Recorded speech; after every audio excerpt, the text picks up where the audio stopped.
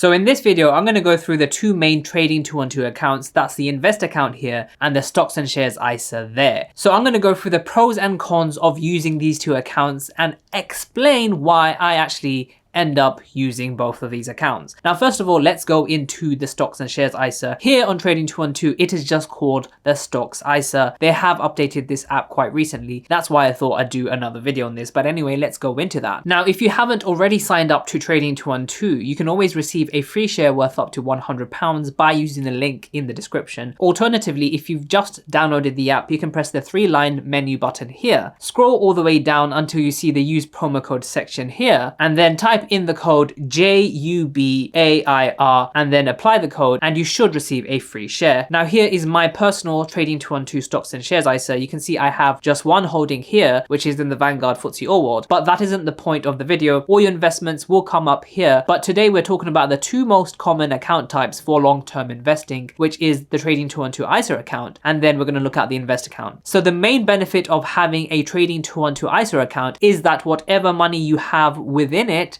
can grow to an unlimited amount, and you should never get taxed on that. Typically speaking, whenever you do invest outside of an ISA, you are liable to be paying taxes as it brings in you income through stuff like capital gains, which we're going to go through again. Remember, this video is aimed at beginners, so I'll be very nice to you. In my opinion, you should go into the stocks and shares ISA, of course, if you want to invest. If you have no other ISAs anywhere else. Now, if you're new to investing, ISA stands for individual savings accounts. There are a few different types, namely the lifetime ISA, the stocks and shares ISA, and also the cash ISA. There are a few others like the innovative finance ISA and then junior stocks and shares ISA, but we're not going to talk about that in this video. So unless you have an ISA somewhere else, or you are planning on opening an ISA somewhere else, or if you've never heard of an ISA, it never hurts to start your Trading 212 journey investing with a stocks and shares ISA. Remember, you don't have to choose Trading 212, you can choose whatever you want. I keep the links to my favorite platforms I only mainly use to in the links in the description down below. Now, like I said, whatever you deposit within your stocks and shares ISA, it can grow to an infinite amount. Of course, it doesn't mean it will, but even if it grows to £1 million,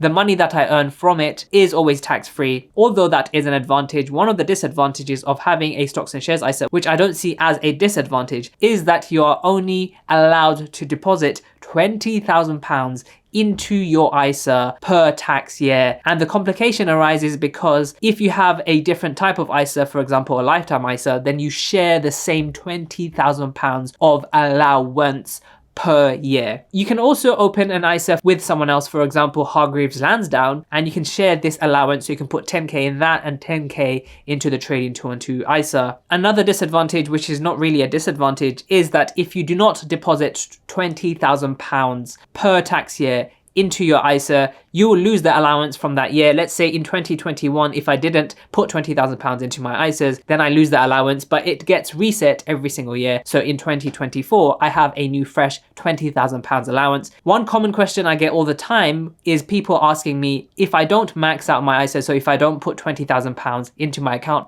will I lose money? Absolutely not. You don't lose the money, but you lose the opportunity to put that money in that time. For most people, this is not a concern. It only is a concern, let's say, if you have like a lot of money and you want to put that all away tax sheltered, and you're only allowed to put £20,000 per tax year. Now, like I said, there are three ways of making income or money with investing. So the first is if you buy a fund, let's say the Vanguard FTSE All-World, you can currently see that my return, this is unrealized, so I haven't actually sold out, but if I were to sell out this holding, I would make £8.71, which is essentially money that I've gained from investing. This is not a great example right now for long-term investing because I haven't held this fund for long, and there is always volatility in the stock market. That is something to always bear in mind. Your capital is always at risk. But you can see if I did sell it, I would make £8, and in an account that isn't an ISA, you might have to pay certain taxes for making that money. So that's the first way. This is called capital gains. When you buy something and you sell it and you make a profit in between, it's the difference between the two. You can also make a capital loss. That's the difference between the price that you bought it for and the price that you sold. It can be positive or it can even be negative. Now, there's another way to make money with investing, and if I go into my history, you can see that by holding receiving funds, I also receive dividends. Dividends are a payment given out by holding certain stocks or even ETFs, which are